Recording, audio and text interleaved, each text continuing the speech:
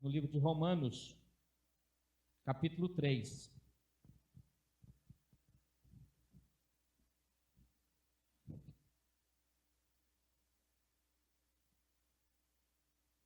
Romanos, capítulo 3. A todos os demais visitantes que chegaram após a apresentação, muito obrigado pela presença de vocês. Deus abençoe a vida de cada um de vocês que vieram, outros chegaram. Deus abençoe profundamente. Romanos capítulo 3, a partir do verso 21. Se algum visitante tivesse a Bíblia, algum irmão, por favor, empreste a sua Bíblia, ou senta do lado dele. Diz assim a palavra de Deus. Romanos 3, a partir do versículo 21. Entretanto, nesses últimos tempos, se manifestou uma justiça proveniente de Deus, independente da lei, mas da qual testemunham a lei e os profetas. Isto é, a justiça de Deus por intermédio da fé em Jesus Cristo para todas as pessoas que creem, porquanto não há distinção, porque todos pecaram e destituídos estão da glória de Deus, sendo justificados gratuitamente por sua graça, mediante a redenção que há em Cristo Jesus. Deus o ofereceu como sacrifício para propiciação por meio da fé, pelo seu sangue, proclamando a evidência da sua justiça. Por sua misericórdia, havia deixado impunes os pecados anteriormente cometidos, mas, no presente, demonstrou a sua justiça, a fim de ser justo e justificador daquele que deposita toda a sua fé em Jesus. Onde está, pois, a razão para tanto orgulho? Foi completamente excluído. Por qual lei? Das obras? Não. Ao contrário, pela lei da fé. Concluímos, portanto, que o ser humano é justificado pela fé, independentemente da obediência à lei. Deus é Deus apenas dos judeus? Ora, não é Ele igualmente Deus de todos os povos? Evidente que sim, dos gentios também. Visto que há só um Deus, que pela fé justificará os circuncisos e os incircuncisos. Anulamos, pois, a lei por causa da fé? De modo algum. Ao contrário, confirmamos a lei. É o versículo 31, que o Senhor nos abençoe e nos ilumine através da palavra dele, que é viva e eficaz. Amém. Amados irmãos, amados ouvintes, dentro da teologia bíblica, claro, nós estudamos que há dois tipos de revelação. São os mais estudados e há todo um estudo, uma busca para que se aprenda a respeito da revelação de Deus. Então, há dois tipos de revelação, ou revelações. A primeira revelação de Deus se dá pela natureza e por sua obra criada.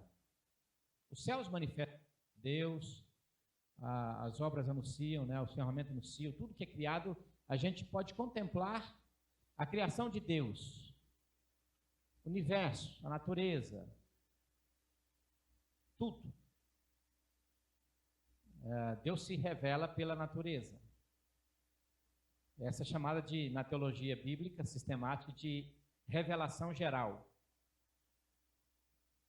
E há uma revelação especial também dentro da teologia sistemática, que é a Bíblia, o Velho Testamento e o Novo Testamento. É a revelação de Deus. Deus se revela pela palavra. O Velho Testamento pela Torá, pelos livros da lei e pelos profetas, menores, maiores. Esses livros revelam, apontam para Jesus. Leis, profetas, livros poéticos. Todo o Velho Testamento aponta para Jesus. A Bíblia é a revelação de Deus. Se você tem desejo de ouvir Deus, você não precisa ir longe. Abra a Bíblia, leia, Deus se revela na Bíblia. Alguém já dizia que uma determinada pessoa disse para ele, um determinado pastor, ore para que Deus fale comigo. E ele então deu a Bíblia para a irmã e falou, leia a Bíblia que Deus vai falar contigo. A Bíblia é a revelação especial de Deus. E é na Bíblia que nós encontramos o projeto de Deus para resgatar um homem em estado de pecado, de pecaminosidade. É na Bíblia que nós encontramos todo o cuidado de Deus, toda a historicidade, todos os decretos que não só revelam, mas que também, na plenitude dos tempos, se manifesta na pessoa de Jesus para restaurar o homem que havia sido separado. O próprio apóstolo, ele diz que todos pecaram, versículo 23. Todos pecaram, todos. E destituídos, separados estão da glória de Deus. O pecado gerou separação. É por isso que tem um tema na teologia sistemática, nós aprendemos hoje pela manhã na escola bíblica, que estuda a questão da morte, né? A tanatologia. Thanatos é a ciência que estuda a morte e as suas consequências. É parte da teologia que estuda a morte. Morte é separação. E o apóstolo Paulo está dizendo que todos morreram. Todos estão separados da glória de Deus. Separados, distantes da glória de Deus. E a Bíblia apresenta o plano, o projeto, a obra, os decretos de Deus para então restaurar, para reconciliar o homem em estado de pecaminosidade, em nova criatura para um novo relacionamento com Deus. Então, se você quiser anotar aí, tanatologia é parte da teologia que estuda a morte e as suas consequências. Para que o homem ele volte a ter amizade com Deus, a se reconciliar com Deus, ele precisa nascer de novo. Ele precisa nascer, ele está morto. Ele anda, brinca, come churrasco, bebe Simba gelado. No outro tempo, falar que era Coca-Cola, né? Mas nesse agora é Simba, ou Goianinho, Mineirinho, bebe gelado. Ele joga bola, ele viaja, mas ele é defunto. Ele é um defunto ambulante. Ele é um morto. O homem, no seu estado de pecaminosidade, ele é morto. Está morto. Ele faz tudo, mas ele está morto. Ele precisa nascer de novo. E para que ele nasça de novo,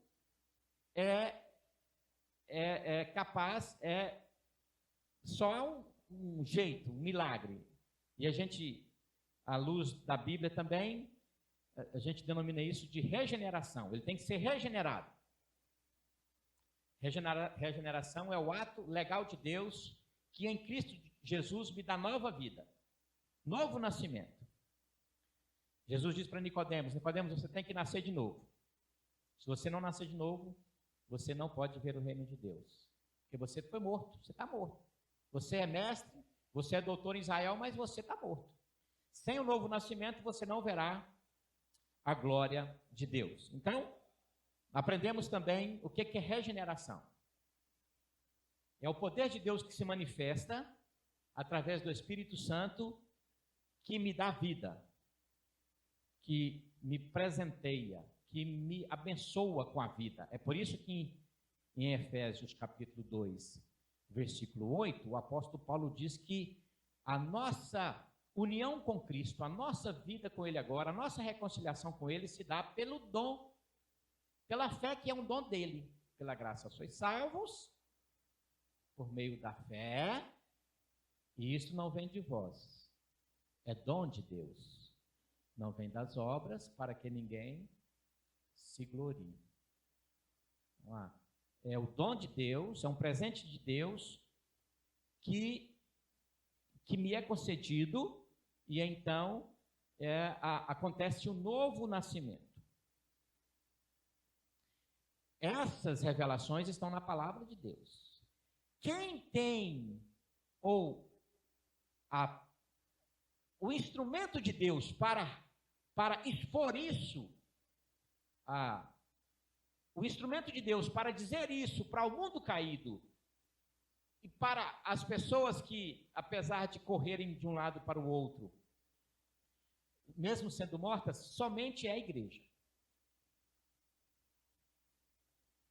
A igreja de Jesus Cristo é a única instrumentalidade, é o único meio, foi a única agência comissionada, privilegiada por Deus para dizer isso para as pessoas. A igreja recebe esse chamado para proclamar estas revelações aos homens. Então, a existência da igreja, em primeiro lugar, se dá para que glorifique a Deus, que cante louvores a Ele e proclame estas revelações. Se a igreja ela não tem este cuidado e estas características de uma adoradora e uma proclamadora destas revelações, ela se tornou outra coisa menos igreja. Estão fazendo, inclusive, de templos denominados evangélicos de boate gospel, menos proclamadora do evangelho. Você passa, você não sabe se é uma boate de prostituição ou se é um templo de igreja. É luz vermelha, é luz preta, é muito som, muita bagunça, muita gritaria e muito beijo.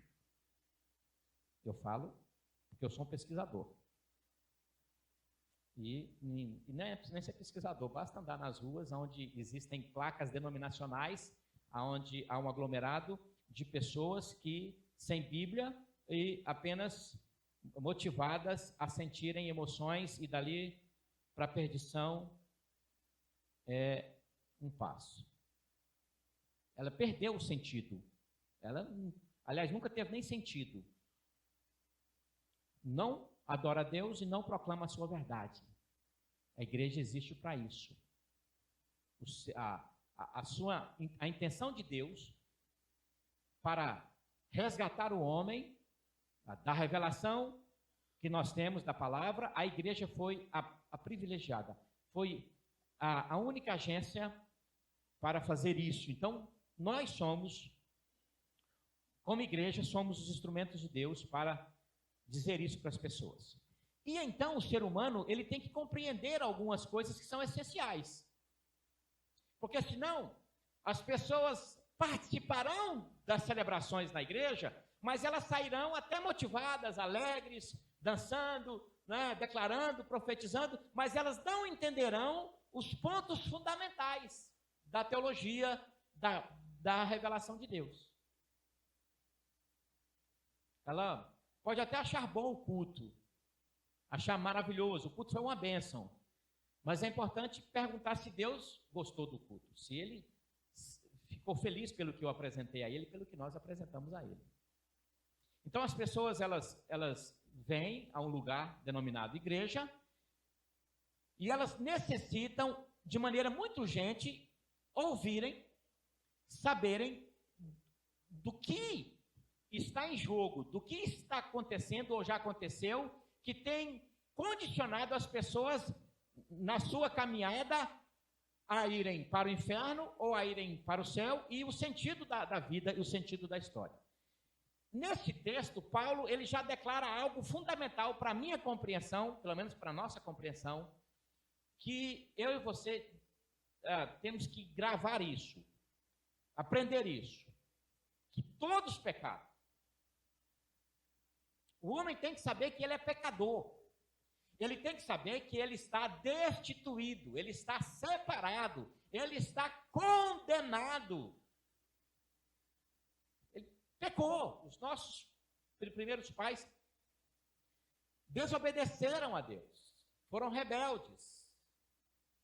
E eles Então, Romanos capítulo 5 diz que por um só homem entrou o pecado no mundo, em Adão todos pecaram. Por um só homem entrou, a semente do pecado, ela vem conosco. Todos, pobres, ricos, morenos e brancos, magros e gordos, bonitos e feios, todos pecaram. Nós já nascemos no estado de pecaminosidade. Nós já nascemos com a semente, já nascemos separados de Deus. É por isso que somos e estamos mortos. Claro, sem Cristo. Enquanto o homem não saber, ele não entender que está nesse estado, ele terá dificuldade para compreender o plano de salvação. Salvar de quê? Salvar de quê? Eu não sei. Ele não sabe o que aconteceu. Ele não sabe que ele está, por causa desse estado de pecaminosidade, ele desconhece que há uma eternidade. E que, por causa desse estado de pecaminosidade, a eternidade é longe de Deus, que é a segunda morte. A primeira morte, todos passarão por ela, a não ser que Jesus volte num grande arrebatamento. Essa é a primeira morte, é a morte que a gente vai ali, bate o carro, e a gente capota e a gente morre, ou doente, ou um raio cai na cabeça, ou cai perto da cabeça, mas acerta um pouco. Ou uma bala perdida, que nós achamos, infelizmente, ou a bicicleta que estoura o pneu e a gente cai com a cara. Morre, essa é a primeira morte. A segunda morte é o estado de separação de Deus para a eternidade. Nunca mais a pessoa tem a presença de Deus para glorificar, para exaltar. O apóstolo João, em Apocalipse, diz que é o lago de fogo e enxofre. Essa é a segunda morte, a separação completa de Deus. Então, o homem tem que entender que ele nasceu condenado. Há uma marca, assim, Flávio nasceu condenado. Todos nasceram condenados. É por isso que há uma dificuldade, igreja, desses últimos tempos, das pessoas ouvirem isso, porque isso não agrada.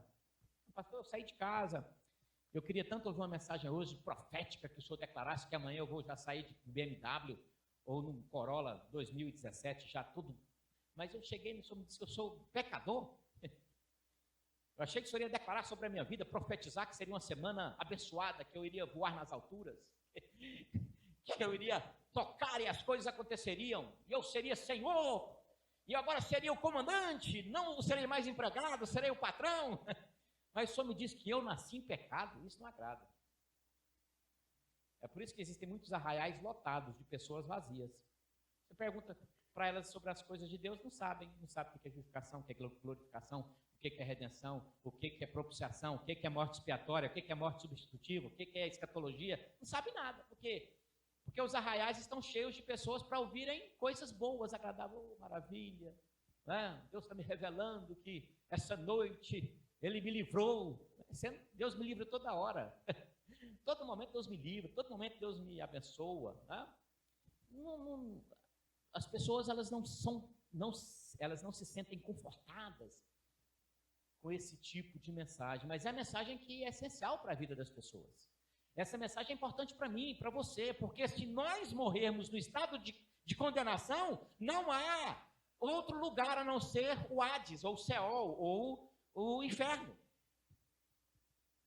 Não tem um terceiro meio, uma terceira via, um desvio, um atalho, ou um lugar de refúgio tranquilo, um purgatório. Não tem, a Bíblia não descreve. A revelação de Deus não diz que há outro meio. O estado de condenação é a eternidade sem Deus, é sofrimento. Jesus disse mais isso no Novo Testamento que outras coisas. É o lugar de choro e ranger de dentes. É um estado de tristeza, de podridão, de agonia. É um lugar em que não há conversão, é um lugar que não há arrependimento. É um lugar que só há dor, grito, lágrimas, choro, e ranger, e verme que não morre, e fogo que não apaga. Então, a Bíblia não diz que há outro meio. Todas as pessoas têm que entender, olha, nasceu em estado de pecaminosidade, está condenado.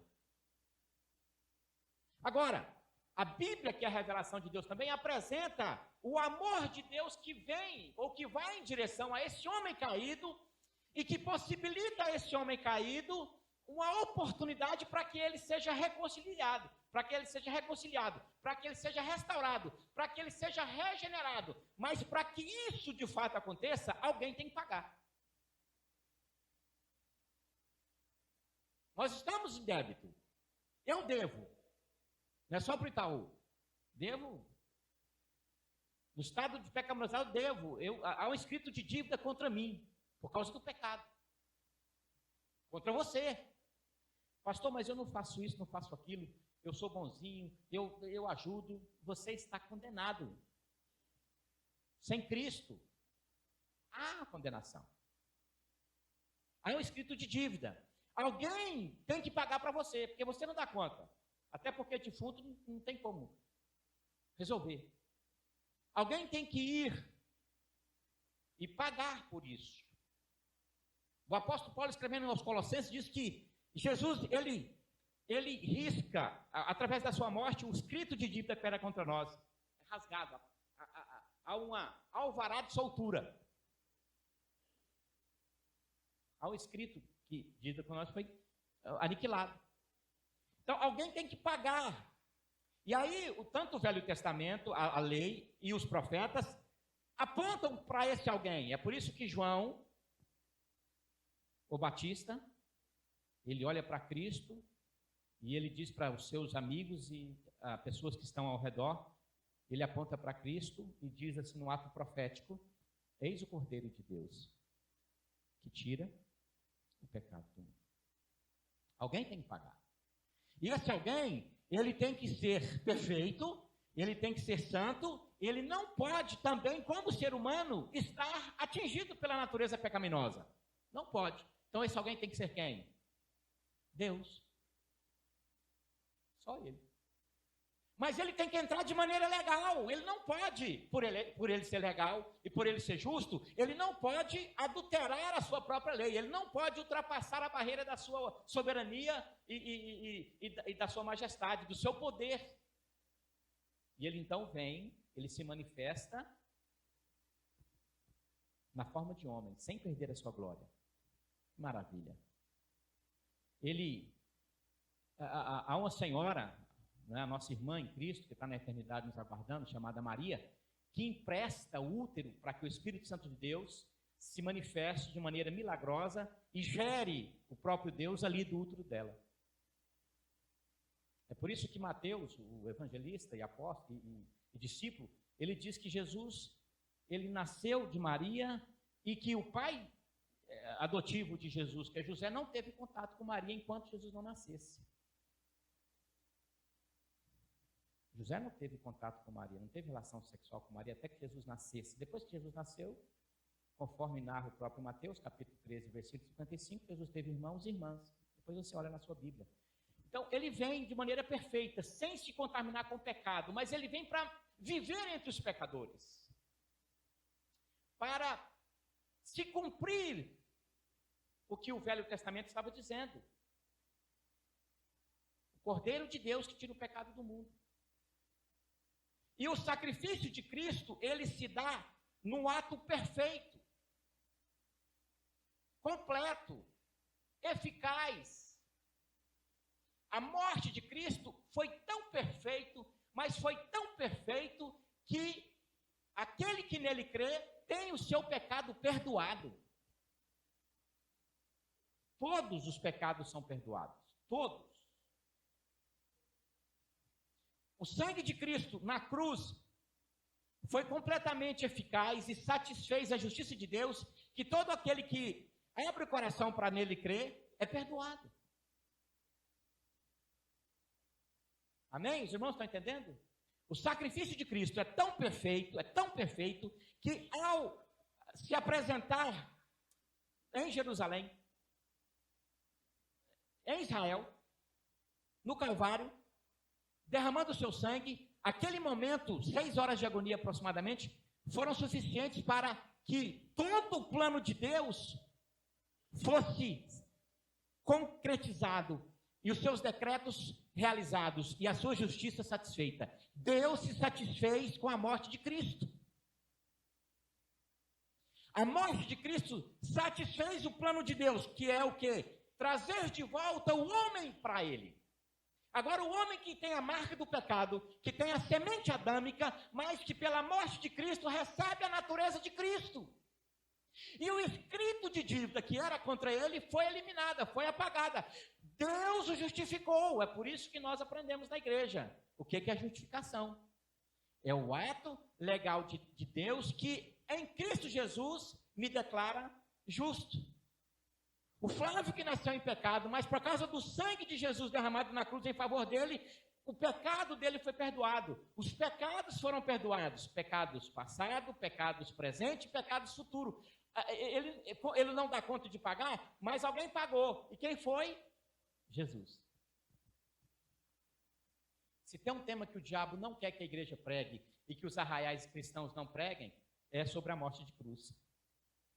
Porque isso faz o homem pensar. Isso liberta o coração do ser humano. Isso gera uma nova vida para o homem. E ele não quer. As pessoas não, ele não quer que as pessoas sejam libertas. Então, o apóstolo Paulo está dizendo aqui que a lei de Deus se satisfez, a revelação de Deus se concretiza, ela se complementa e o sacrifício de Jesus é que dá nova vida, é que gera vida no defunto.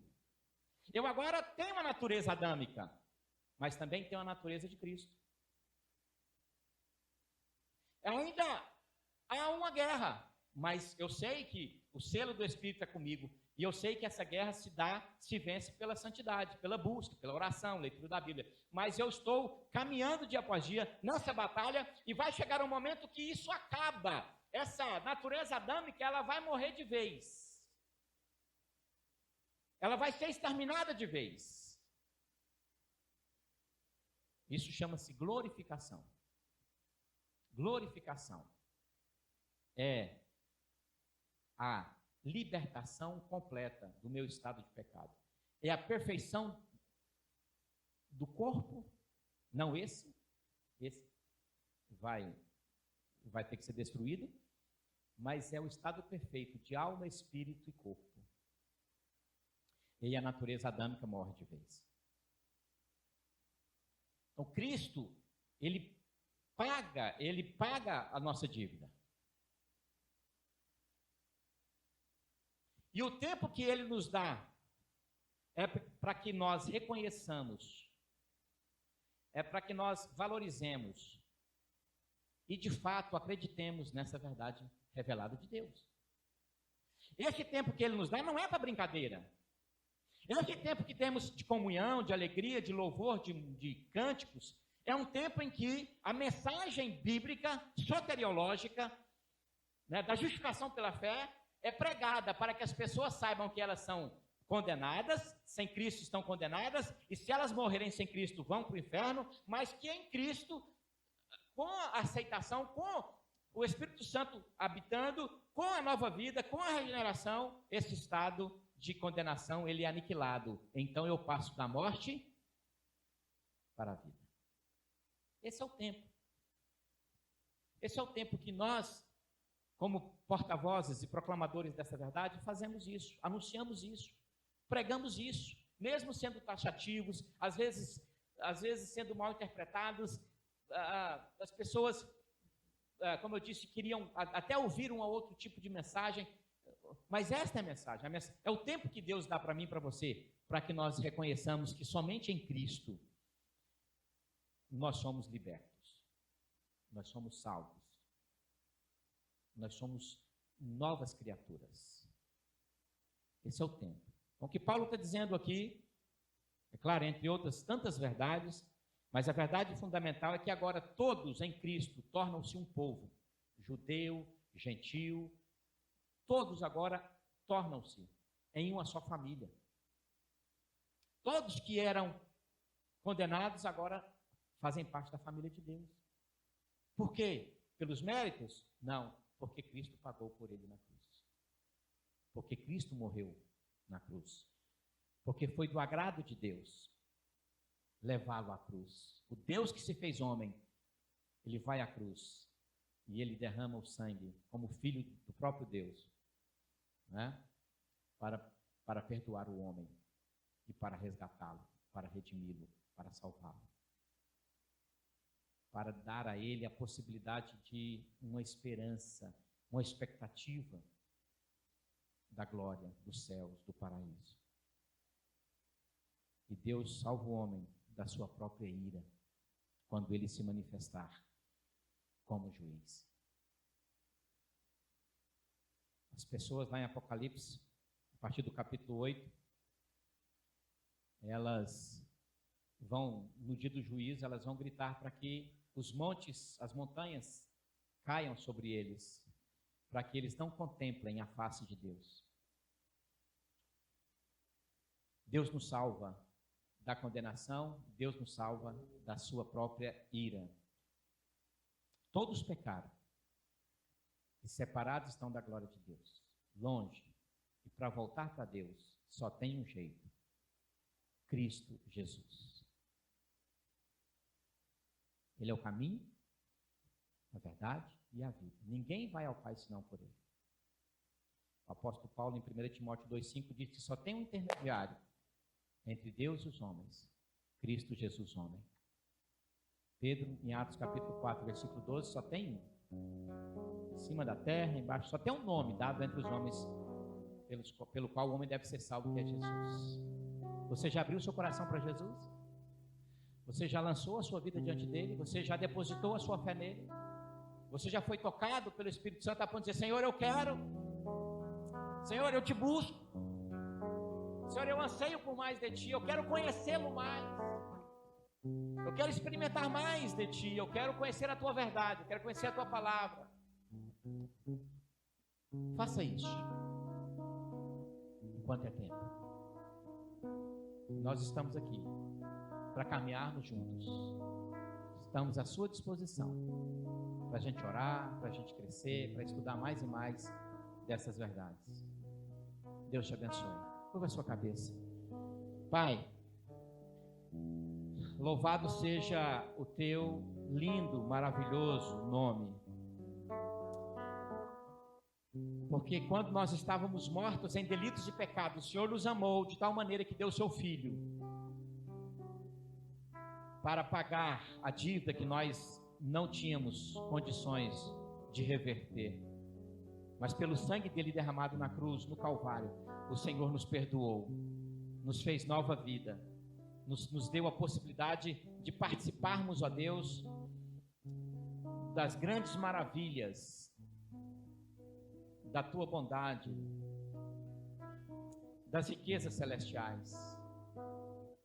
Nós te louvamos, ó Deus, porque esta mensagem ainda está presente em nossos corações e o Senhor ainda tem sido longânimo para com as pessoas, para que elas ouçam, para que elas possam dar crédito a esta mensagem, a mensagem que vem da tua palavra, da Bíblia, a mensagem centralizada em Jesus, mensagem que tem poder para resgatar, para restaurar, para curar, para salvar.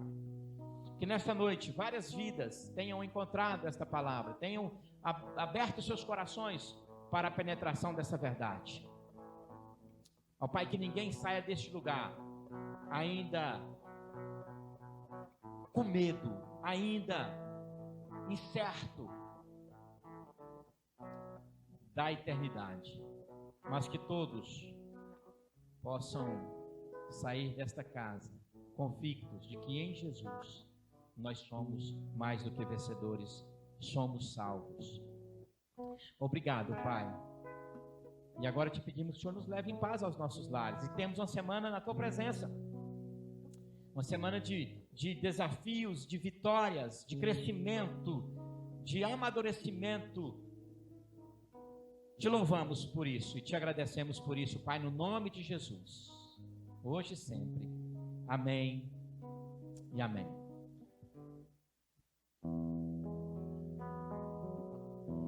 Veio como homem, entre nós ele habitou.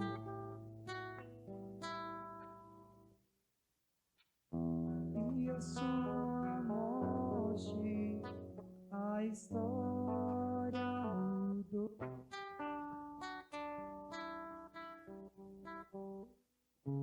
Ensinou os homens a viver e amar, e a vida eterna pode alcançar. As suas palavras eram vida e poder.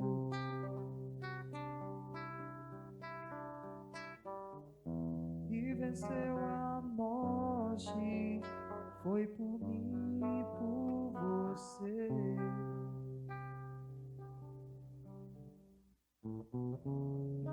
Nome sobre todo nome,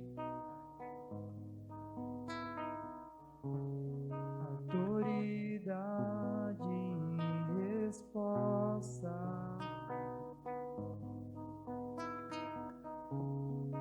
Nome sobre todo nome, Jesus, o Filho de Deus.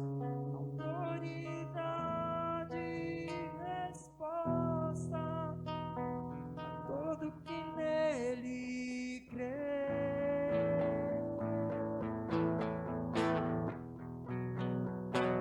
A todo que nele crê.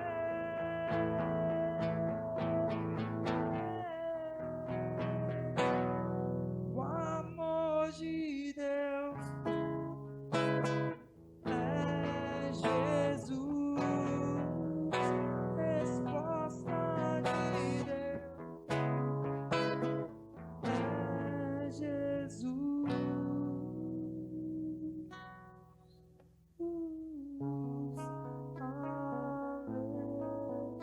Aleluia,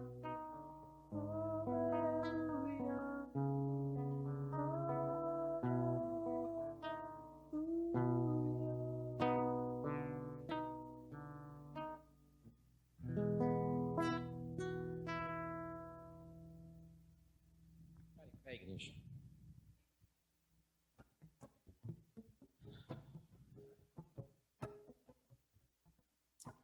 Pai, leva-nos em paz, sustentados pelo teu poder. Que o Senhor nos possibilite uma noite tranquila de descanso. Obrigado por hoje. E que a graça do Senhor Jesus, o amor do nosso Deus e Pai, e as consolações do Espírito Santo de Deus estejam com todos nós, hoje e sempre. Amém e amém. Deus abençoe a sua vida, boa semana, vão na paz.